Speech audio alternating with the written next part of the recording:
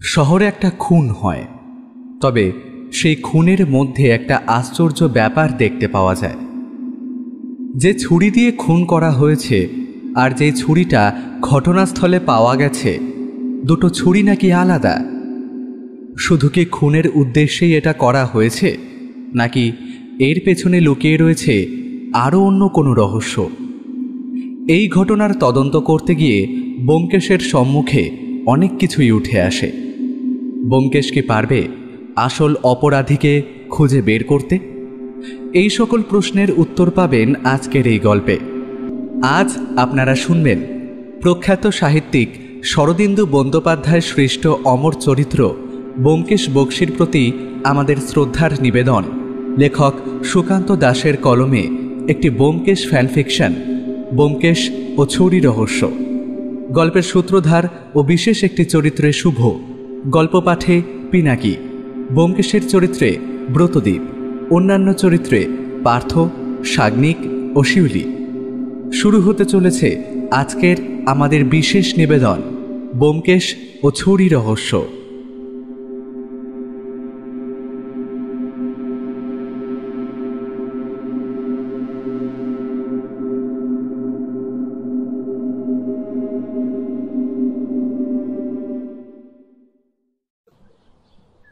বাড়ির ব্যালকনিতে দাঁড়িয়ে বাগানের মধ্যে বৌঠানের হাতে পোঁতা গোলাপ গাছটার দিকে তাকিয়ে ব্যোমকেশ বলে উঠল, নারী জাতির হাতে বোধহয় একটা ব্যাপার রয়েছে অজিত।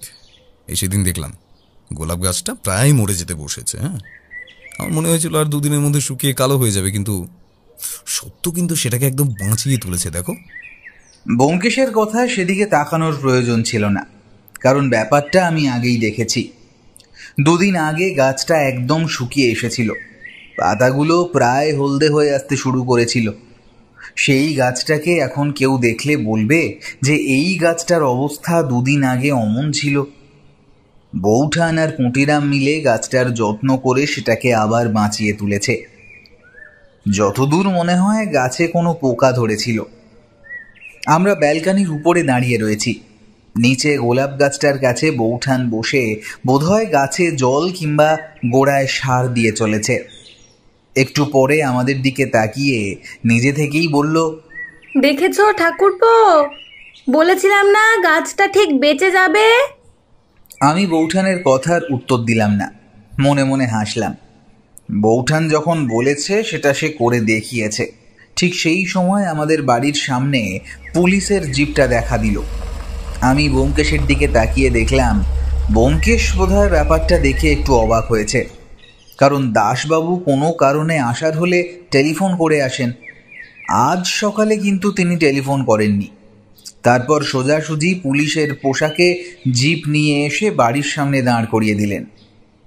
এখন জিপ থেকে নেমে বাড়ির ভিতর ঢুকতে ঢুকতে আমাদের দেখতে পেয়ে বলে উঠলেন, দুবার আপনাকে টেলিফোনে পাওয়ার চেষ্টা করেছিলাম, কিন্তু ক্রস কানেকশন হচ্ছিল বারবার।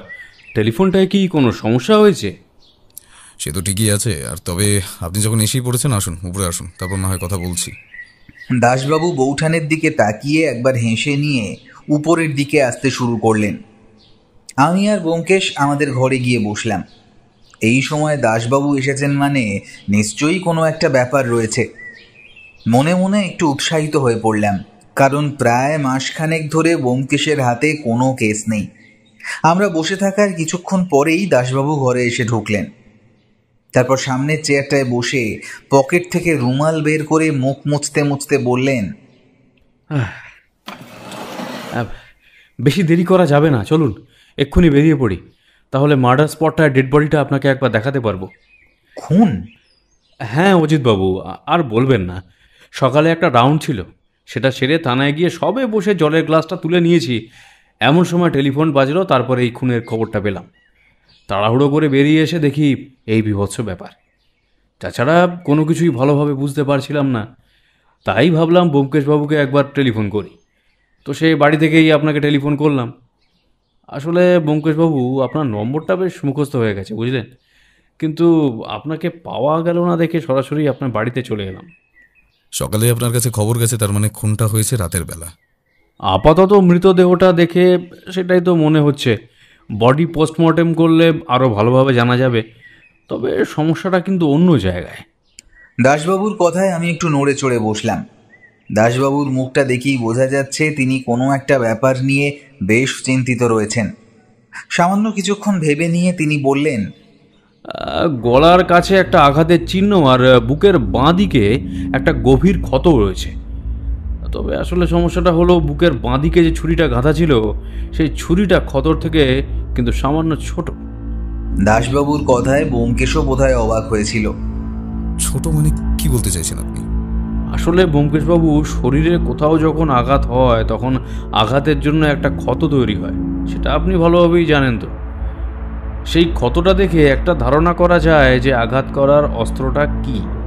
এখানে ক্ষতের মধ্যে একটা ছুরি ঢোকানো ছিল, কিন্তু আমরা ঘটনাস্থলে পৌঁছে ছুরিটা বার করতে গিয়ে বুঝতে পারি সেই ছুরিটা দিয়ে কখনো ওই যে এমন আঘাত করা যাবে না। ভালো করে লক্ষ্য করলেই বোঝা যায় আঘাতটা অন্য কোনো ছুরি দিয়ে হয়েছে, যার আকার অনেকটা বড়। তবে এই ছুরিটাকে আঘাতের পরে সেই ক্ষতের মধ্যে ঢুকিয়ে দেওয়া হয়েছে কোনো একটা কারণে। এ কথায় আমি অবাক হয়ে গেলাম। আমার মুখ থেকে বেরিয়ে এলো, এটা খুন নাকি ছেলে খেলা? কেউ খুন করে তারপর খুনের অস্ত্র বার করে সেখানে ছোট ছুরি ঢুকিয়ে দিয়েছে। দাসবাবু বোধহয় একটু ইতস্তত করলেন আমার কথায়। তবে ব্যোমকেশকে দেখলাম দুটো হাত মুখের কাছে রেখে চোখ বন্ধ করে বসে রয়েছে। দাসবাবু বললেন, আসলে কিছুই না বুঝে উঠতে পারছি না অজিতবাবু। খুনটা যে হয়েছে সে ব্যাপারটা তো নিশ্চিত। তার গলার কাছে একটা আঘাত রয়েছে, বুকের কাছেও গভীর ক্ষত, আর ঘরের মেঝেতে রক্তে ভেসে যাচ্ছে। কিন্তু তার মধ্যে এমন একটা অদ্ভুত কাণ্ড কে করলো? ব্যোমকেশ বেশ কিছুক্ষণ চুপ করেছিল, এবার বলল, ভিকটিমের বাড়িতে আর কে কে আছে? ওখানেই তো সমস্যা ব্যোমকেশবাবু। ভিকটিমের বাড়িতে তার স্ত্রী, এমনকি ছেলেও থাকে। তবে তারা দুজনেই আর সম্প্রতি ওই কয়েকদিনের জন্য তাদের এক আত্মীয়ের বাড়িতে বেড়াতে গিয়েছিল। তার মধ্যে এমন একটা ব্যাপার ঘটে গেল। পুলিশের তরফ থেকে তাদের খবর দেওয়া হয়েছে, তারা আশা করছে দুপুরের মধ্যে এসে পড়বে তারা। এখন সেখানে তাহলে কে রয়েছে? এই মুহূর্তে সেখানে চাকর রয়েছে, আর তাছাড়া পুলিশের দুজন কনস্টেবলও রয়েছে। চাকর সকালে আসল ব্যাপারটা দেখে, তারপর পাশের বাড়ির একজনকে খবর দিয়ে পুলিশে টেলিফোন করায়। আমি গিয়ে দেখেছি চাকর এবং আশেপাশের 2-3 জনকে সেই ঘরের মধ্যে থাকতে। তার মানে যদি পায়ের ছাপ কিংবা অন্য কোনো চিহ্ন থাকার থাকতো তাহলে সেগুলো এতক্ষণে নষ্ট হয়ে গেছে। এই ছোট ছোট ব্যাপারগুলো যে কেসে কতটা গুরুত্বপূর্ণ কাজ করে সেটা যা হয়েছে সেটা নিয়ে এখন আর ভেবে লাভ নেই। চলুন চলুন আমরা একবার ঘটনাস্থলে যাই। ব্যাপারটা না দেখলে কিছু বোঝা যাচ্ছে না। এই অজিত, তুমি আসছো তো?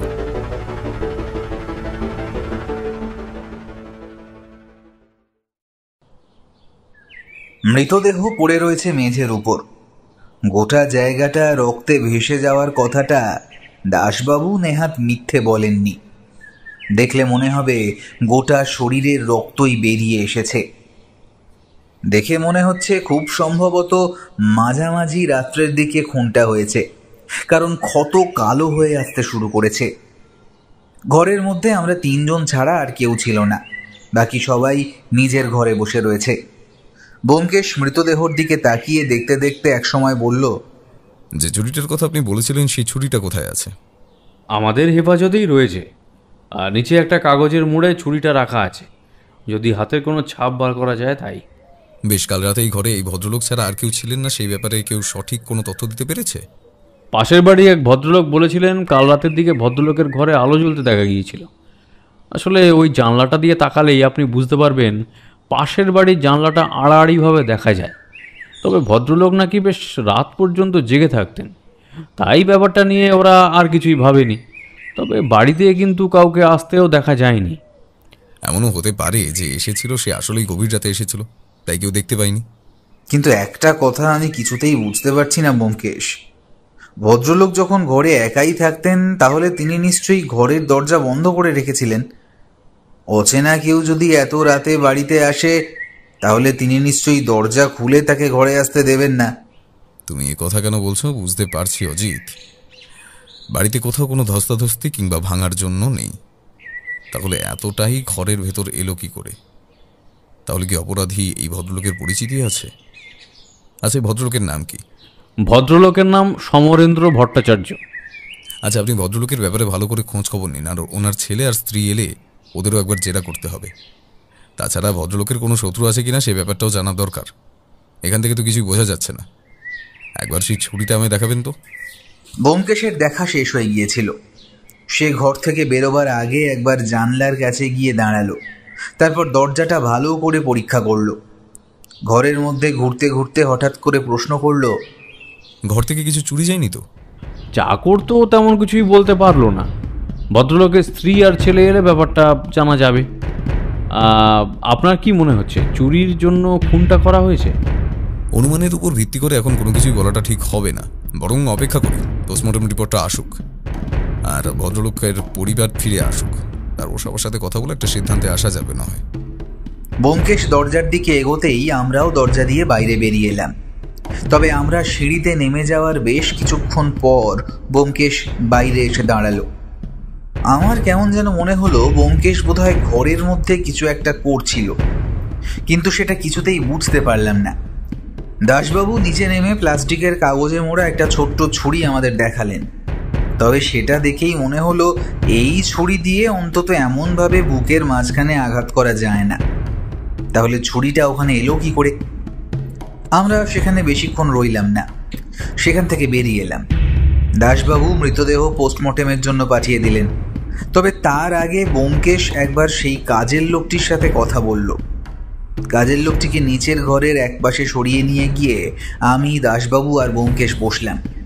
তারপর ব্যোমকেশ প্রশ্ন করল, আচ্ছা, তুমি এই বাড়িতে কতদিন ধরে কাজ করছো? তা স্যার 4-5 বছর তো হবেই। তুমি যদি কিছু না করো তাহলে তোমার ভয় পাওয়ার কোনো কারণ নেই, বুঝলে? আচ্ছা, তুমি আমায় এবার বলো তো, আজ সকালে তুমি যখন এসেছিলে তখন ঠিক কি দেখেছিলে? গদাই একবার দাসবাবুর দিকে তাকালো, তারপর ব্যোমকেশের দিকে তাকিয়ে দীর্ঘ গলায় বলতে শুরু করলো, প্রতিদিন আমি সকালেই এই বাড়িতে চলে আসি স্যার। সকাল থেকে সন্ধ্যা পর্যন্ত থাকি, তারপর সন্ধ্যাবেলা এখান থেকে বাড়ি চলে যাই। বাবু আমায় বলতো এই বাড়িতে থেকে যেতে, কারণ আমার আর কেউ নেই। ওই এখান থেকে একটু দূরে একটা ছোট্ট ঘরে আমি থাকি। সে আমার বাবার দিয়ে যাওয়া ঘর, বিয়ে করিনি তাই একাই থাকি। খাবার ওখান থেকে খেয়ে নিই, রাতে বাড়ি থেকে খালি ঘুমোই, আবার পরদিন সকালে এখানে চলে আসি। সত্যি বলতে বাবু আমায় খুবই ভালোবাসতেন, এমনকি গিন্নিমাও খুব আমায় ভালোবাসতেন। তবে ছোটবাবু একটু রাগী হলেও মনটা খুব ভালো। গিন্নিমার ছোটবাবু কয়েকদিনের জন্য কোথায় যেন ঘুরতে গিয়েছে। বাবু একাই ছিলেন, তাই সকালে আমি একটু তাড়াতাড়ি চলে আসতাম। আমি এসে বাবুকে চা করে দিতাম, তারপর উঠে রান্নার কাজ, এটা ওটা বাড়ির সব কাজ আমাকেই করতে হতো। তবে গিন্নিমা থাকতে গিন্নিমা নিজের রান্নাটা নিজেই করতেন, বাকি সমস্ত কাজ আমি করতাম। তবে কোনো রকমে দুজনের খাওয়ার মতো রান্না আমি করে নিতে পারতাম। আজ সকালে যখন আসি তখন দেখি দরজাটা খোলা রয়েছে। আমার একটু সন্দেহ হয়, কারণ প্রতিদিন সকালে এসে আমি দরজায় ধাক্কা দিই। যদিও তার আগে বাবু ঘুম থেকে উঠে যান, দরজা খোলাই থাকে, আর না হলে দরজা ভেতর থেকে বন্ধ থাকে। আমার গলার আওয়াজ পেয়ে বাবু দরজাটা খুলে দেন। তবে আজ দেখলাম দরজাটা ভেজানো রয়েছে। আমার মনে হলো বাবু হয়তো উঠে পড়েছেন, তাই দরজা বন্ধ করতে ভুলে গেছেন, কিংবা পুরোপুরি খুঁড়তে ভুলে গেছেন। আমি ঘরে ঢুকে বাবু নাম ধরে ডাকতে থাকি, কিন্তু বাবুর সাড়া পাওয়া যায় না। বেশ কিছুক্ষণ এভাবে ডেকে চলেছি, তারপর সিঁড়ি দিয়ে উপরে উঠে আসি। এবারে সব জায়গায় আমার যাতায়াত। উপরে উঠে বাবুর ঘরের দরজাটা খোলা দেখতে পাই, আর তারপর ঘরের দরজার সামনে যেতেই গদাইয়ের দুটো চোখে ভয় দেখা দিল। সেটা আসলে মৃতদেহটা দেখার ব্যাপারটা সে যে এখনো বলতে পারছে না, সেটা বোঝা যাচ্ছিল। কাঁপা কাঁপা গলায় এসে এবার বলল, বাবুর ঘরের সামনে গিয়ে দেখি বাবু মেঝেতে পড়ে আছেন, তার গলার কাছে, বুকের কাছে রক্ত জমে আছে, আর গোটা মেঝে ভেসে যাচ্ছে রক্তে। কথাগুলো বলতে বলতে গদাইয়ের চোখ থেকে দুফোঁটা জল বাইরে বেরিয়ে এলো। ব্যোমকেশ এতক্ষণ সবকিছুই চুপ করে শুনছিল। এবার বলল, তারপর তুমি কি করলে? আমি তো ভয়ে ভয়ে বেশ কিছুক্ষণ ওখানেই দাঁড়িয়েছিলাম। তারপর ছুটে ছুটে বাড়ি থেকে বেরিয়ে পাশের বাড়ির এক বাবুকে ডেকে আনি। তিনি পুলিশে খবরটা দেন, আর তারপর দেখতে দেখতে আরও কয়েকজন চলে আসে। তারপর তো পুলিশ নিজেই এলো স্যার। বাড়িতে যখন তুমি ঢুকেছিলে প্রথম, তখন না তোমার কিছু মনে হয়েছিল, মানে বাড়ির কোথাও কোনো একটা পরিবর্তন কিংবা এমন কিছু যেটা প্রতিদিনের মতো নয়? গদাই বেশ কিছুক্ষণ চুপ করে ভাবার চেষ্টা করলো, তারপর বলল, না স্যার, তেমন কিছুই মনে পড়ে না। আচ্ছা, তুমি একটা কাজ করো, তুমি এখন বাড়ি ফিরে যাও। প্রয়োজন হলে পুলিশ তোমায় আবার জিজ্ঞাসাবাদ করবে, আর তুমি বাড়ি গিয়ে অপেক্ষা করো। শহর ছেড়ে কোথাও যাবে না, আর তোমার ঠিকানাটা পুলিশের কাছে দিয়ে যাও। আর অত চিন্তা করো না, তোমার যদি কোনো দোষ না থাকে তাহলে তোমার ভয় পাওয়ার কোনো কারণ নেই। দাসবাবুকে লোকটিকে ছেড়ে দিতে বলে আর মৃতদেহ পোস্টমর্টমে পাঠিয়ে দেওয়ার জন্য আর একবার বলে ব্যোমকেশ আর আমি বাড়ি ফিরে এলাম। দাসবাবু নিজের কাজ করলেন। তবে বাড়ি ফিরতে ফিরতে আমার মনে বারবার একটা কথা আসছিল, তাই সেটাই করে বসলাম। মনে হচ্ছে ব্যক্তিগত কোনো শত্রুতার জন্যই খুনটা করা হয়েছে ব্যোমকেশ। ঘর দেখে তো মনে হলো না চুরির চেষ্টা হয়েছে, আর তেমন হলে কাজের লোকটি কিছু অন্তত বলতে পারত। ব্যোমকেশ হঠাৎ কেমন গম্ভীরভাবে প্রশ্ন করল, অজিত, সমরেন্দ্রবাবুর বাড়ির বিছানাটা তুমি ভালো করে লক্ষ্য করেছিলে? বিছানা? মানে আমি তো মৃতদেহটাই দেখছিলাম, তার আশেপাশে কিছু আছে নাকি খোঁজার চেষ্টা করছিলাম। বিছানাটা ঠিক, কিন্তু কেন বলো তো? তেমন কিছুই না। চলো বলছি, ভদ্রলোকের ছেলে আর বউয়ের সাথে একবার কথা বলতে পারলে ভালো হতো, অথবা এখন অপেক্ষা করতে হবে আর পোস্টমর্টম রিপোর্টটাও আসুক আগে, বুঝলে? তার আগে কোনো কিছু সিদ্ধান্ত নিয়ে কোনোটা ঠিক হবে না। ব্যোমকেশ কথাটা বলল বটে, কিন্তু আমি স্পষ্ট বুঝতে পারছিলাম ব্যোমকেশ কিছু একটা ভেবে চলেছে। তবে সে যখন সেটা বলছে না, তাহলে তার মুখ থেকে এসব কথা বার করা সম্ভব নয়। বাড়িতে পৌঁছে ব্যোমকেশ কিন্তু নিজের ডায়েরিটা নিয়ে বসে পড়ল। আমি বুঝতে পারছিলাম কেসটা নিয়ে সে এখন ভাবতে শুরু করেছে, আর তাই সেসব লিখে রাখছে। আমিও তাকে আর বিরক্ত করলাম না, আমি নিজের ঘরে চলে গেলাম। সেদিনটা একরকমভাবে কেটে গেল। পরদিন সকালে দাসবাবু টেলিফোন করে জানালেন ভদ্রলোকের ছেলে এবং স্ত্রী বাড়িতে ফিরেছেন। তারা কাল সন্ধেবেলাতেই ফিরেছেন, তাই তাদের সাথে একবার ব্যোমকেশ যদি কথা বলতে চায় তাহলে আজই ও বাড়িতে যাওয়া প্রয়োজন। ব্যোমকেশও সম্মতি জানালো। একটু পরেই আমরা গিয়ে পৌঁছলাম সমরেন্দ্রবাবুর বাড়িতে। পোস্টমর্টেম রিপোর্ট কিন্তু তখনও এসে পৌঁছয়নি। সমরেন্দ্রবাবুর বাড়ির বসার ঘরে আমরা বসে রয়েছি। ভদ্রমহিলার গোটা মুখে বিষাদের ছাপ। তিনি যে গোটা রাত ধরে কান্নাকাটি করেছেন তা বোঝাই যাচ্ছে। ব্যোমকেশ একটু সময় দিল, বোধহয় সবাইকে ধাতস্থ হয়ে নিতে। তারপর বলল, দেখুন, এই সময় হয়তো আপনাদের এসব প্রশ্ন করা ঠিক নয়, কিন্তু যত দেরি হয়ে যাবে তত অপরাধী আমাদের হাত থেকে কিন্তু পালিয়ে যাবে। তা যদি আপনাদের আপত্তি না থাকে তাহলে। ভদ্রমহিলা কিছু বলার আগেই আমাদের সামনে বসে থাকা সমরেন্দ্রবাবুর ছেলেই বোধহয় বলে উঠল, না না ব্যোমকেশবাবু, আপনার যা প্রশ্ন করার আছে আপনি করুন। আমি আপনার কথা শুনেছি, আর আপনি যখন আমার বাবার হত্যার রহস্যটার তদন্ত করছেন, তাহলে আশা করছি বাবার অপরাধী শাস্তি পাবেই। আপনারা ঠিক কবে বাড়ি থেকে বেড়াতে গিয়েছিলেন? দিন চারেক আগে আমরা বাড়ি থেকে বেরিয়েছিলাম, তবে দিন সাতেক মতো থাকার কথা ছিল, কিন্তু কাল সকালে টেলিফোনটা পেয়ে বিকেলের মধ্যেই আমরা এখানে চলে আসি। তবে ততক্ষণে বাবার মৃতদেহ পোস্টমর্টমের জন্য নিয়ে যাওয়া হয়েছে। আপনার কাউকে সন্দেহ হয়? মানে এমন কেউ আছে যে আপনার বাবাকে খুন করতে পারে? দেখুন, আমার বাবা একজন ব্যবসায়ী। বাবার অনেক শত্রুতা রয়েছে, কিন্তু ব্যবসায়িক শত্রুতার জন্য কেউ খুন করবে বলে তো আমার মনে হয় না। বাবার ব্যবসা থাকলেও সেটা খুব একটা বড় নয়, মাঝামাঝি ধরনের। তাকে খুন করে কেউ খুব একটা বেশি লাভবান হবে বলে তো আমার মনে হয় না। দেখুন, মাঝে মাঝে অতীত সামান্য কারণেও হয়ে থাকে। খুনের কাছে সামান্য কারণটাও অনেক বড় হয়ে যায় তখন। তাই যদি এমন কারোর কথা আপনার মনে হয়, আপনি তাদের কথা আমাদের বলতে পারেন। আমরা একটু খোঁজখবর নিয়ে দেখব না হয়। বাবার একটা ডায়েরি রয়েছে। সেই ডায়েরিতে বাবার সাথে ব্যবসায় থাকা লোকজনদের নাম, এমনকি তাদের ব্যাপারে সমস্ত কিছুই লেখা থাকে, আমি জানি। সেটা আপনি নিয়ে গেলে হয়তো আপনার সুবিধে হবে। সেখান থেকে আপনি কিছু পেলেও পেতে পারেন। এর মধ্যে মানে আপনারা বাড়ি থেকে যাওয়ার আগেই আপনার বাবার মধ্যে কোনো রকম পরিবর্তন লক্ষ্য করেছিলেন? না, বাবা তো সবসময় হাসি খুশি থাকতেন। তার মধ্যে যদি কোনো পরিবর্তন হতো তাহলে সেটা আমাদের চোখে খুব সহজেই পড়তো। আচ্ছা বেশ, এবার আমি একটা কথা বলুন তো। আপনার বাবা তো অনেক রাতে ঘুমোতে যেতেন, সে কথা ঠিক, তবে তিনি ঠিক কত রাত পর্যন্ত জেগে থাকতেন সেটা বলতে পারবেন? ব্যবসার কাজে নানা হিসেবপত্র বাবা রাত্রে খাওয়া দাওয়ার পরেই করতো। সে সময় বাবা জেগে থাকতো, তবে খুব বেশি রাত পর্যন্ত নয়, ওই 12টা কি 1টা পর্যন্ত হবে, তারপরেই বাবা ঘুমোতে চলে যেত। তার মানে ব্যক্তিগতভাবে আপনার কাউকেই সন্দেহ হয় না। আপনার বাবা কি ওই যে ঘরে তার মৃতদেহ পাওয়া গেছে সেই ঘরেই ঘুমোতেন, নাকি অন্য কোনো ঘরেও ঘুমোতে পারেন বলে আপনার মনে হয়? এই কথাটা আপনি কেন বলছেন সেটা আমি বুঝতে পারছি না ব্যোমকেশবাবু, তবে বাবা ওই ঘরেই ঘুমোতেন। এমনকি বাড়িতে যতক্ষণ থাকতেন ওই ঘরেই থাকতেন, শুধুমাত্র খাওয়ার সময়ই নিচে আসতেন। ব্যোমকেশ চুপ করে কি যেন ভাবল, তারপর ভদ্রমহিলার দিকে তাকিয়ে প্রশ্ন করল, আপনার কি কাউকে সন্দেহ হয়, মানে কে এই খুনটা করতে পারে বলে আপনার মনে হয়? ভদ্রমহিলা মাথা নাড়লেন, তারপর কাঁপা কাঁপা গলায় বললেন, না, ওনার সাথে কারো শত্রুতা আছে বলে তো আমি জানতাম না। ব্যোমকেশ বেশ কিছুক্ষণ আর কোনো প্রশ্ন না করে বসে রইল। আমি আর দাসবাবু মুখ চাওয়াচাবি করলাম। তারপর ব্যোমকেশ উঠে দাঁড়িয়ে বলল, আচ্ছা, আপনি আপনার বাবার সেই ডায়েরিটা আমায় একবার এনে দিন, ওটা থেকে যদি কিছু পাওয়া যায়। অনিক নামের ছেলেটি উঠে গিয়ে তার বাবার ঘর থেকে একটা ডায়েরি এনে ব্যোমকেশের হাতে দিল। আমরা বেরিয়ে আসার সময় ব্যোমকেশ বলল, যদি তেমন কিছু মনে পড়ে তাহলে কিন্তু আমাদের জানাবেন একবার, হ্যাঁ? তাহলে এই কেসটা তদন্ত করতে আমাদেরই সুবিধা হবে। আচ্ছা, আরও একটা কথা, আপনাদের বাড়িতে যে কাজের লোকটি কাজ করত সে বোধহয় বছর 4 আপনাদের বাড়িতে কাজ করছে।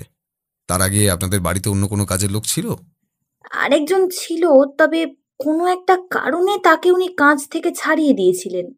তবে সেটা ঠিক কী কারণে সেটা আমি জানি না ব্যোমকেশবাবু। ব্যোমকেশের মুখ দেখে মনে হলো সে হয়তো কোনো একটা সূত্র পেয়ে গেছে, আর সেটা থেকেই এই কেসের তদন্ত শুরু করা যাবে। আর কোনো কথাবার্তা আমাদের মধ্যে হলো না। আমরা বাড়ি ফিরে এলাম। দাসবাবু জানিয়ে গেলেন পোস্টমর্টমের রিপোর্ট তিনি যত তাড়াতাড়ি সম্ভব আমাদের জানাবেন। তবে এর মধ্যে কিছুতেই আমি সেই ছোট্ট ছুরির ব্যাপারটা মাথা থেকে সরিয়ে ফেলতে পারছিলাম না। সেটা কেন কেউ ওই জায়গায় রেখে যাবে? পোস্টমর্টম রিপোর্টটা এলো পরদিন সকালে। গলার কাছে যে ক্ষতটা রয়েছে সেটাই প্রথমে হয়েছে, তবে মৃত্যুটা হয়েছে বুকের আঘাতের জন্য। যে ছুরিটা বুকের আঘাতের জায়গা থেকে পাওয়া গেছে সেটা দিয়ে আঘাত করা হয়নি, আঘাত করা হয়েছে অন্য কিছু দিয়ে। সেই ছুরিটা আঘাতের পরে বসিয়ে রাখা হয়েছে। এমনকি পুলিশের ডাক্তারের অনুমান ছুরিটা যখন শরীরে রাখা হয়েছে তখন ভদ্রলোকের মৃত্যু ঘটে গেছে। আর সব থেকে বড় যেটা জানা গেল সেটা হলো মৃত্যুটা হয়েছে অনেকটা কম রাত্রের দিকে, 9টা-10টার দিকেই ভদ্রলোকের মৃত্যু হয়েছে। তারপর সারা রাত মৃতদেহটা মেঝের উপর পড়েছিল, তাই শরীরের প্রায় অনেকটা রক্ত বাইরে বেরিয়ে এসেছে। কথাটা শুনে ব্যোমকেশ কেমন যেন চিন্তিত হয়ে পড়ল। তারপর আমায় বলল, আমি এমন একটা ধারণা করতে পারছিলাম অজিত যে মৃত্যুটা প্রায় সন্ধ্যের একটু পরেই হয়েছে, তবে সেক্ষেত্রে একটা সমস্যা থেকে যাচ্ছে। কি সমস্যা? ভদ্রলোকের বিছানাটা তোমায় দেখার কথা বলেছিলাম, মনে আছে? সেটা আমায় প্রথম থেকেই খটকার জায়গায় ছিল। এখন সেই ব্যাপারটা আমার কাছে কিছুটা পরিষ্কার হয়ে গেল। কিন্তু আমি বুঝতে পারছিলাম না ব্যোমকেশ আসলে কি বলতে চাইছে। ওই ঘরের বিছানার সাথে ভদ্রলোকের খুন হওয়ার মধ্যে সম্পর্ক কোথায়? আর বিছানা দেখে ব্যোমকেশ কি অনুমান করছে? প্রায় 2 দিন এরকমভাবে কেটে গেল। ব্যোমকেশ মাঝে মাঝে কোথায় যেন বেরিয়ে পড়তে লাগলো, ফিরতেও লাগলো দেরি করে, কিন্তু আমায় কিছুই বলতো না। একদিন রাত্রিবেলা খাবার টেবিলে বসে বৌঠান ব্যোমকেশকে জিজ্ঞেস করলো, কি ব্যাপার বলো তো তোমার? ওই কেসটা হাতে নেওয়ার পর থেকেই মাঝে মধ্যে এখানে ওখানে বেরিয়ে যাচ্ছ তুমি। কোনো কিছু কি জানতে পেরেছো? অনেক কিছুই জানতে পেরেছি সত্য, তবে এখনো কয়েকটা ব্যাপার জানা বাকি রয়েছে। সেগুলো জেনে গেলেই কেসটা একভাবে সাজিয়ে দিতে পারবো। খুনটা কে করেছে সেই সম্পর্কে ধারণা করতে পারছো? একটা অনুমান করতে পারছি, তবে এক্ষুনি আসল মোটিভটা বুঝতে পারছি না। সমরেন্দ্র বাবুর সাথে তার শত্রুতা আসলে কোথায় সেটাই মাথায় আসছে না। মোটিভ তো একটা রয়েছে, মোটিভ ছাড়া তো আর কেউ কাউকে খুন করতে যাবে না। কোনো না কোনো শত্রুতা রয়েছে, হয়তো পুরনো কোনো শত্রুতা। হঠাৎ করে মাথা ছাড়া দিয়ে উঠেছে এমনটা তো এর আগেও হয়েছে বৌঠানের কথায়। ব্যোমকেশ কেমন যেন চমকে গেল। সে খাওয়া বন্ধ করে বেশ কিছুক্ষণ চুপ করে বসে রইল। তারপর হঠাৎ নিজের মনেই হেসে উঠে বলল, এই ব্যাপারটা কিন্তু ভেবে দেখার কথা আমার মাথায় আসেনি। আমি ভেবে চলেছিলাম বর্তমানে ভদ্রলোকের সাথে কারোর কোনো শত্রুতা রয়েছে নাকি। ব্যবসায়িক ক্ষেত্রে তার সাথে যাদের পরিচয় তাদের সবার সাথেই প্রায় আমি কথা বলে ফেলেছি, কিন্তু তেমন কিছুই মনে হয়নি। আমারও তেমনটাই মনে হচ্ছিল যে পুরনো কোনো শত্রুতা, কারণ ভদ্রলোকের স্ত্রী এবং ছেলে বলেছিল তার সাথে অন্য কারোর তেমন শত্রুতা থাকার কথা নয়। খোঁজ নিতে হবে অজিত, ব্যাপারটা খোঁজ নিতে হবে। ভদ্রলোকের অতীত একটু ঘাঁটতে হবে, না হলে কিছুই জানা যাবে না। পরদিন থেকেই ব্যোমকেশ বোধহয় ভদ্রলোকের অতীতের ব্যাপারে খোঁজ খবর নেওয়া শুরু করলো। তবে এর মধ্যে আমায় আর কিছুই বলল না, শুধু একদিন দুপুরে ঘরে ডেকে পাঠালো। আমি তার ঘরে গিয়ে দেখি একটা খবরের কাগজ হাতে নিয়ে সে বসে আছে। সেটা দেখে মনে করলাম, এখন আবার খবরের কাগজ নিয়ে পড়লে কেন, আর আমাকেই বা ডেকে পাঠালে কেন? ও, তুমি এসেছো? এই আজকের খবরগুলো একটু দেখছিলাম। খবরের কাগজ হলো এমন একটা মাধ্যম অজিত, যেটা দিয়ে অনেক আগের কোনো ঘটনা খুঁজে বার করা যায়, যেমনটা আমি খুঁজে বার করেছি। আমি অবাক হয়ে বললাম, তার মানে তুমি সমরেন্দ্রবাবুর খুনিকে খুঁজে বার করেছো, আর তার পিছনে যে মোটিভ রয়েছে সেটাও খুঁজে পেয়েছো? প্রায় বছর 5 আগে ভদ্রলোক একটা অপরাধ করেছিলেন। ভদ্রলোকের যে ব্যবসা রয়েছে সেটা আসলে একটা খাবারের দোকানের ব্যবসা, একরকম হোটেল বলতে পারো। ভদ্রলোকের হোটেলে একবার খাবার খেয়ে এক দম্পতি রীতিমতো অসুস্থ হয়ে হাসপাতালে ভর্তি হন। তারপর সেখানেই তারা মারা যায়। ব্যাপারটা মনে করা হয়েছিল কোনোভাবে খাবারে বিষাক্ত পদার্থ মিশে গেছে। আসলে সেই হোটেলে সেদিন যারা খাবার খেয়েছিল তাদের কারোরই কিন্তু কোনো সমস্যা হয়নি, শুধু হয়েছিল এই দুজনের। তাই সেক্ষেত্রে অনুমান করা হয় যে তাদের খাবারের প্লেটে কিংবা খাবারে কিছু একটা মিশেছে। তাই ভদ্রলোকের সামান্য জরিমানা এবং পুলিশের কাছে কয়েকবার যাতায়াত করতে হলেও শাস্তি তেমন কিছুই হয়নি। তবে এটা ছাড়া ভদ্রলোকের জীবনে কিন্তু আর তেমন কোনো অপরাধের ব্যাপার নেই আশা করা যায়। এখানেই কোনো একটা খুঁজে পাবো আমরা, জানো তো, এখানে কিছু একটা খুঁজে পাবো। একটা সূত্র যখন খুঁজে পাওয়া গেছে তখন সেটা থেকেই কোনো না কোনোভাবে একটা আশার আলো দেখা যাবে ব্যোমকেশ। কিন্তু বাইরে থেকে কেউ এসে যদি সমরেন্দ্রবাবুকে খুন করেন, তাহলে আশেপাশের কেউ ব্যাপারটা দেখতে পেল না, আর রাতের বেলা কেউ তার বাড়িতে ঢুকলেও তো তাকে মোটামুটিভাবে দেখা সম্ভব। আর সব থেকে বড় কথা, সমরেন্দ্রবাবু মারা যাওয়ার সময় চিৎকার করেননি। সেটাই তো অজিত, ভদ্রলোকের শরীরে দুটো আঘাতের চিহ্ন রয়েছে, কিন্তু চিৎকার করার একটা চেষ্টা করবেন। সেটা যে কেন হয়নি সেটাও আমি বুঝতে পারছি না, বুঝলে?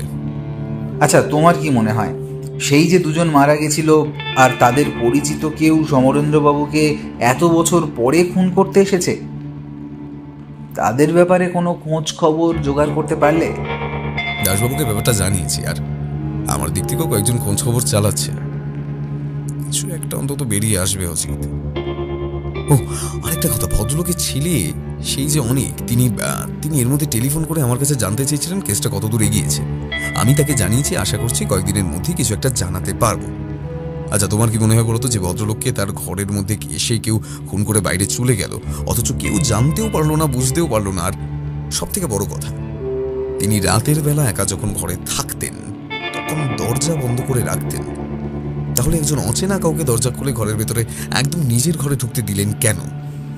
ব্যোমকেশের কথায় যে একটা ইঙ্গিত পরিষ্কার ফুটে উঠছিল সেটা আমি বুঝতে পারছিলাম।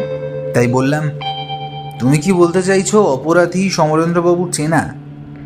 কিন্তু যদি সেটাই হয়, তাহলে তার সাথে ওই দুজনের মৃত্যুর সম্পর্ক থাকবে কোথা থেকে? সমরেন্দ্রবাবুর স্ত্রী আর তার ছেলে যে ওই কয়েকদিন তারা আত্মীয়ের বাড়িতেই ছিল, সে ব্যাপারে আমি খোঁজ নিয়ে নিশ্চিত হয়েছি। আর সেখান থেকে সমরেন্দ্রবাবুর বাড়ি পর্যন্ত আসতে যতটা সময় লাগার কথা, তারা ততটা সময় পরেই কিন্তু ফিরে এসেছে। তাদের কথার মধ্যে কিন্তু কোনো মিথ্যা নেই। তাহলে এমন কি এসেছিল যাকে সমরেন্দ্রবাবু চিনতেন, এমনকি তাকে নিজের ঘরেও ঢুকতে দিয়েছিল? হঠাৎ কোনো একটা সম্ভাবনা আমার মাথায় আসতেই আমি প্রায় উত্তেজিত হয়ে বললাম, ব্যোমকেশ, আমি বুঝতে পেরেছি তুমি কেন সেদিন ওই বিছানাটার কথা বারবার বলেছিলে। ব্যোমকেশের মুখে একটা হাসি ফুটে উঠল। সে বলল, যাক, তাহলে ব্যাপারটা তুমি নিজেও বুঝতে পেরেছো, আর ওই কারণেই আমার একটা খটকা রয়েছে অজিত। খটকা আবার কিসের? এখন নয়, কেসটাকে সমাধান করে ফেলি, তারপর না হয় তোমায় সে ব্যাপারটা বলবো। এখন আমাদের একটা জিনিস খুঁজে বার করা দরকার। আমি অবাক হয়ে ব্যোমকেশের রহস্যময় হাসি মুখের দিকে তাকিয়ে বললাম, সেটা কি? ভদ্রলোকের সেই হোটেলে যারা দুজন খাবার খেয়ে মারা গিয়েছিলেন তাদের ঠিকানা আর তাদের বেশ পরিচিত কেউ বর্তমানে এই শহরে আছে নাকি সেটা খুঁজে বার করা দরকার। তাহলেই কেসটা সহজ হয়ে যাবে।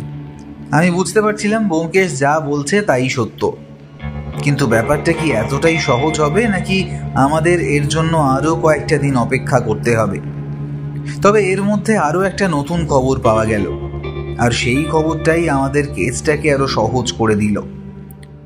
পরদিন সকালে আমাদের বাড়িতে এসে হাজির হলো সেই অনিক নামের ছেলেটি। বেশ কিছুক্ষণ চুপ করে বসে থেকে ইতস্তত করে সে বলল, ব্যোমকেশবাবু, সেদিন আপনি আমার বাবার শত্রুর ব্যাপারে প্রশ্ন করছিলেন, তবে একটা কথা সেদিন আমরা আপনাকে বলতে ভুলে গিয়েছিলাম, সেটাই বলতে এসেছি। আপনার বাবার হোটেলে বেশ কয়েক বছর আগে এক দম্পতি খাবার খেয়ে অসুস্থ হয়ে হাসপাতালে ভর্তি হন এবং তারপরেই মারা যান, সেটাই তো? হ্যাঁ ব্যোমকেশবাবু, এ কথাটা সত্যি। তবে বাবা কিন্তু বারবার বলেছিলেন এ বিষয়ে তিনি কিছুই জানেন না। আর সত্যি বলতে সে সময় তিনি হোটেলে ছিলেন না, তিনি বাড়িতে ছিলেন। খাবারে কোনোভাবে বিষাক্ত কিছু মিশেছিল হোটেলের লোকেরা বলেছিল। হোটেলে সম্প্রতি নাকি টিকটিকির উপদ্রব হয়েছিল, তার সংস্পর্শে খাবার আসায় ব্যাপারটা ঘটে মোটামুটি বলতে পারেন। তবে আমি আপনার কাছে এসেছি অন্য একটা কারণে। আপনি বলেছিলেন না বাবা বেশ রাত পর্যন্ত ঘরে জেগে থেকে কি করেন? তিনি ব্যবসার কাজকর্ম দেখেন, তবে পুলিশ বলছে তার খুনটা হয়েছে সন্ধ্যের দিকে, ওই 9টা-10টা। কিন্তু ওই সময় বাবা কখনো ঘুমোতে যান না, আর ঘুমোতে না গেলে বাড়ির ভেতরে ঢুকে কেউ একটা তাকে খুন করে যাবে কি করে? জেগে থাকলে বাবা অন্তত চিৎকার করে তো সাহায্য চাইবে কারোর কাছে। আর রাতের বেলা বাবা নিজের ঘরের দরজা ভেতর থেকে বন্ধ করে রাখে, সে সময়ে অচেনা কেউ তার ঘরে আসবেই বা কী করে? ব্যোমকেশ চুপ করে অনেকক্ষণ কথাগুলো শুনল, তারপর বলল, তার মানে আপনি বলতে চাইছেন আপনার বাবা দরজা খুলেছিল চেনা কাউকে দেখে কিংবা চেনা কারোর গলার স্বর শুনে? সেটাও হতে পারে, আবার এটা হতে পারে বাড়িতে সেদিন কেউ এসেছিল আর সে যাওয়ার আগেই খুনটা করেছে হয়তো। তাকে কেউ দেখতে পায়নি কোনো একটা কারণে, কারণ আমাদের বাড়ির আশেপাশে যে বাড়িগুলো রয়েছে সেখান থেকে আমাদের বাড়িটা দেখা গেলেও সবাই তো আর বাড়ির দিকে নজর রেখে বসে থাকবে না। যে কোনো একটা সময় কেউ যদি বাড়ি থেকে বেরিয়ে আসে তারপর সন্ধ্যের দিকে খুন করে বাড়ি থেকে বেরিয়ে চলে যায়, তাহলে তাকে কি ধরা সম্ভব? সেক্ষেত্রেও কিন্তু একটা সমস্যা থাকছে ব্যোমকেশ। ওই কাজের লোকটি কিন্তু সন্ধে পর্যন্ত ওই বাড়িতে থাকে বলে জানিয়েছিল। হ্যাঁ, সে সন্ধে পর্যন্তই থাকে। আসলে আমরা রাতের খাওয়া দাওয়া সন্ধে নাগাদে সেরে ফেলি, তারপর সে বাবার জন্য 1 গ্লাস গরম জল করে দিয়ে তারপর বাড়ি চলে যায়। বাবা কাজ করতে করতে সেই গরম জল লেবু দিয়ে রাতের বেলা খায়। আসলে সেটা বাবার একটা অভ্যেস, পেট পরিষ্কার রাখার জন্য। ছোট থেকেই বাবার পেটের একটু সমস্যা ছিল। হঠাৎ করে কথাটা শুনেই ব্যোমকেশ যেন চেয়ার ছেড়ে উঠে পড়ল, তারপর বলল, অজিত অজিত, আমার ঠিক কী কারণে খটকাটা লেগেছিল সেটা আমি এখন বুঝতে পারছি। শুনুন, আপনি এখন বাড়ি ফিরে যান, বাড়ি ফিরে গিয়ে বাড়িতেই থাকবেন। আশা করছি বিকেলের মধ্যে আমি একবার আপনার বাড়িতে যাব। আচ্ছা, আরও একটা কথা আমায় ভেবে বলুন, আপনাদের বাড়িতে যে কাজের লোকটি রয়েছে তাকে আপনার কেমন বলে মনে হয়?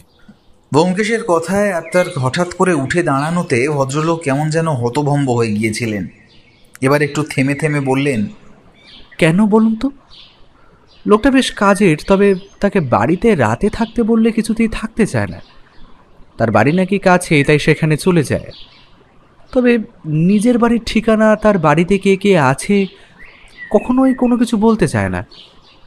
নিজেকে কেমন যেন একটু আড়াল করে রাখতে চায়। ব্যাপারটা না আমার একদম ভালো লাগেনি। তবে বাবা তাকে খুব ভালোবাসতো, এমনকি কাজটাও ভালো করতো, তাই আমি আর তেমন কিছু ভাবিনি। কিন্তু কেন বলুন তো ব্যোমকেশবাবু? ব্যোমকেশ উঠে দাঁড়িয়ে জানলার কাছে গিয়ে চুপ করে রইল কিছুক্ষণ, তারপর বলল, অজিত, এক্ষুনি চলো, আমাদের এক্ষুনি একবার বেরোতে হবে। আর আপনি বাড়ি ফিরে যান, আপনার বাড়িতে আমি বিকেলে যাচ্ছি। এই চলো তাড়াতাড়ি। অনিকবাবু আর আমরা প্রায় একসঙ্গে বেরিয়ে পড়লাম। অনিকবাবু তার বাড়ির দিকে ফিরে গেলেন, আর আমরা গেলাম থানায় দাসবাবুর কাছে। সমরেন্দ্রবাবুর বাড়িতে আমরা সবাই বসে আছি। দাসবাবু, আমি, ব্যোমকেশ, অনিকবাবু, এমনকি সমরেন্দ্রবাবুর স্ত্রী নলিনী দেবী পর্যন্ত। বেশ কিছুক্ষণ বসে থাকার পর অনিকবাবু বললেন, ব্যোমকেশবাবু, আপনি কি করে ব্যাপারটা ধরতে পারলেন? মানে আমরা তো কিছুই বুঝতে পারছি না, আর কাজের লোকটিকে সন্দেহ করার কথা তো আমাদের মাথাতেই আসে না।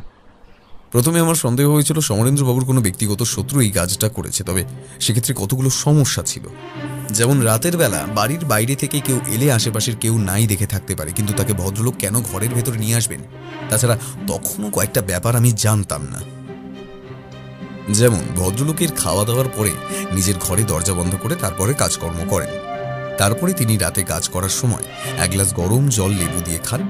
এই সমস্ত ব্যাপারগুলো আমি পরে জেনেছিলাম, তবে আগেই আমার সন্দেহ হয়েছিল ওই বিছানাটা দেখে। বিষয়টা দেখলেই বোঝা যাচ্ছিল সেখানে রাতে কেউ ঘুম হয়নি। কেউ যদি বিছানায় শুয়ে থাকে তাহলে বিছানা অত সুন্দরভাবে সাজানো গোছানো থাকে না। আমার মনে হয় সমরেন্দ্রবাবুকে যখন গদাই খুন করে তখন কোনোভাবে বিছানার উপরে ওনার শরীরটা পড়েছিল, তাই বিছানার কাপড় সমস্তটাই বদলে ফেলতে হয়। আর তখন নতুন করে বিছানার চাদর এমনকি বালিশগুলো দিয়ে সাজাতে গিয়ে সে একটু বেশি ভালো করেই বিছানাটা সাজিয়ে ফেলে। সে হয়তো ভুলে গিয়েছিল একজন বিছানায় রাতে শুতে গেলে বিছানা একটু অগোছালো থাকবে। তারপর দ্বিতীয় ছিল ওই ছুরিটা, যে ছুরি দিয়ে খুন করা হয়েছে ছুরিতে আশা করি গদাইয়ের হাতের চিহ্ন থাকবে, তাই সে ছুরিটা লুকিয়ে ফেলতে চেয়েছিল। এমনকি অন্য একটা ছুরি তাড়াহুড়ো করে সেখানে ঢুকিয়ে দিতে চেয়েছিল, কিন্তু তাড়াহুড়োর জন্য হয়তো ছুরিটা হয়ে গিয়েছিল ছোট। সেই ব্যাপারটা তখন মাথায় আসেনি। তখন খুনের প্রমাণ লুকোনোর চেষ্টা এসেছিল। সে আসলে সন্ধ্যাবেলায় বাড়ি থেকে যাওয়ার সময় এই খুনটা করে। তারপর পরদিন সকালে আবার এসে তখন একটা নাটক তৈরি করে যে সে ঘরের দরজা খোলা দেখেছে। ঘরের মধ্যে অনেক রাত পর্যন্ত আলো জ্বলার কারণটা আসলে ঘরের আলো সে জ্বালিয়ে রেখেছিল, যাতে মনে হয় অনেক রাত পর্যন্ত ভদ্রলোক কাজ করেছেন। তবে পরদিন সকালে বাড়িতে এসে সে প্রথমে আলোটা বন্ধ করে দেয়। যদি তার আগে কেউ বাড়িতে এসে ঢুকতো তাহলে আলো জ্বলতে দেখলে সে ভাবতো ভদ্রলোক কাজ করতে করতে খুন হয়েছেন, তাই আলোটা জ্বলছে। আপনার কখনো কাজের লোকটিকে সন্দেহ হয়েছিল?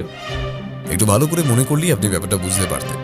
কাজের লোকটি এখানে কাজে এসেছে মাত্র 4 বছর আগে, আর সেই ঘটনাটা ঘটেছিল 5 বছর আগে। মানে 1 বছর ধরে এসে হয়তো সে খুঁজে চলেছিল সমরেন্দ্রবাবুকে, আর তার বাড়িতে আসার কোনো একটা উপায় খুঁজছিল। আমি খোঁজ নিয়ে দেখেছি যে দুজন মারা গিয়েছিলেন তারা এসেছিল গ্রামের দিক থেকে। সেখানে খবর নিতেই জানা গেছে তারা মারা যাওয়ার কয়েক মাসের মধ্যেই তাদের একমাত্র ছেলেও নিরুদ্দেশ হয়েছে। এখানে যখন আমরা প্রথম এসেছিলাম তখন গদাই আমাদের বলেছিল তার মা বাবা কেউ নেই, আর সে যে ঠিকানাটা আমাদের দিয়ে গিয়েছিল সেই ঠিকানাতেও কিন্তু তাকে পাওয়া যায়নি। আমার মনে হয় সে সেদিনই তার গ্রামে ফিরে গেছে, আর সেটাই হয়েছিল। পরে তার গ্রাম থেকেই তাকে গ্রেফতার করা হয়েছে। আশা করি এই ঘরে খুঁজে দেখলে তার হাতের ছাপও কোথাও পাওয়া যাবে।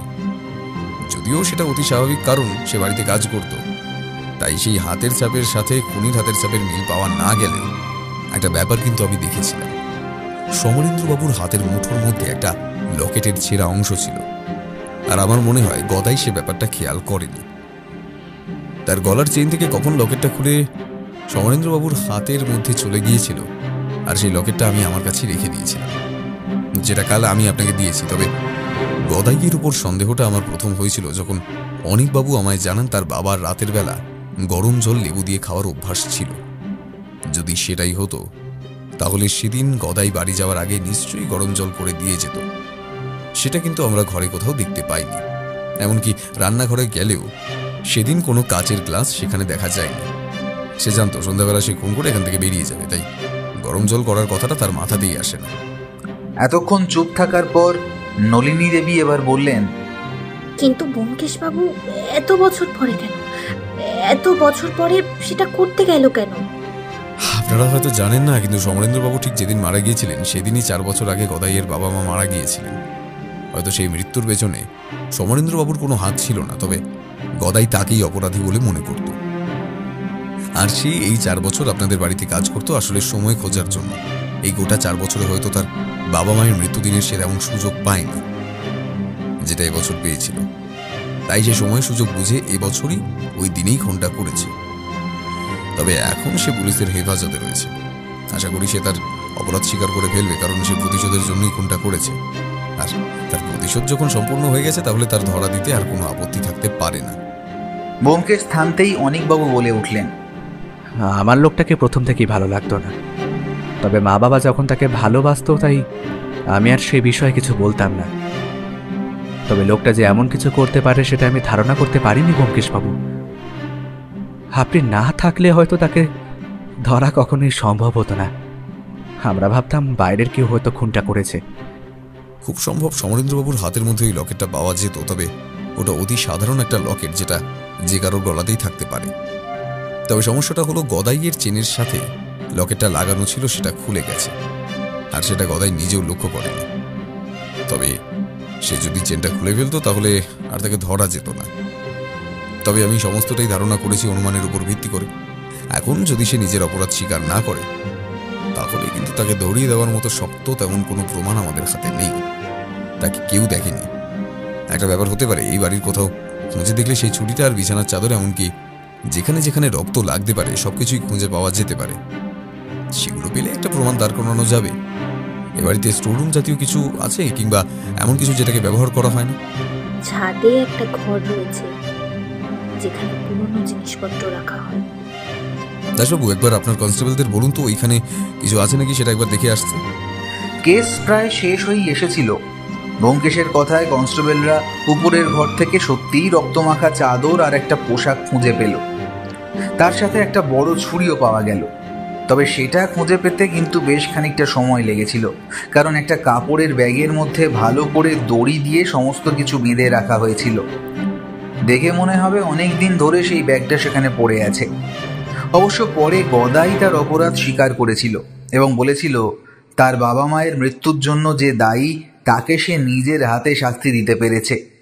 এখন আইন যা শাস্তি দেয় সেটা মাথা পেতে নিতে তার কোনো অসুবিধে নেই। গোটা কেসটা এভাবেই শেষ হয়ে গিয়েছিল। তবে তারপরে অনিকবাবু একদিন আমাদের বাড়িতে এসে আমাদের এসব কিছুর জন্য ধন্যবাদ জানিয়ে গিয়েছিলেন। পরদিন সকালে ব্যালকানিতে দাঁড়িয়ে নিচে বৌঠানে লাগানো সেই গোলাপ গাছে আসা নতুন ফুলের দিকে তাকিয়ে দেখছি, এমন সময় ব্যোমকেশ বলল, বুঝলে অজিত, একটা মানুষের মনে প্রতিশোধ স্পৃহা যে কতটা ভয়ঙ্কর হতে পারে তা তুমি ধারণা করতে পারবে না। মানুষ একবার কাউকে ভুল ভেবে ফেললে তাকে সে ধারণা থেকে সরানো খুব কঠিন। নাহলে তুমি বলো, এত বছর ধরে সমরেন্দ্রবাবু তার স্ত্রী গদাইয়ের সাথে এত ভালো ব্যবহার করেছেন, তারপরেও সে কিন্তু সুযোগ বুঝে খুন করে বসেছে। ব্যোমকেশের কথায় আমি বললাম, ব্যোমকেশ, গদাই খুন করার মানসিকতা নিয়েই এ বাড়িতে এসেছিল। তাই যাই হয়ে যাক না কেন তার মানসিকতা কখনোই বদলাতো না, আর শেষে সেটাই হলো।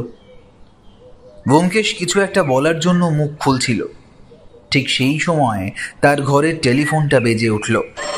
ব্যোমকেশ ব্যালকানি ছেড়ে ঘরের দিকে এগিয়ে যেতে লাগলো। আমি নিচে তাকিয়ে ছোট্ট গোলাপ গাছটা দেখতে লাগলাম।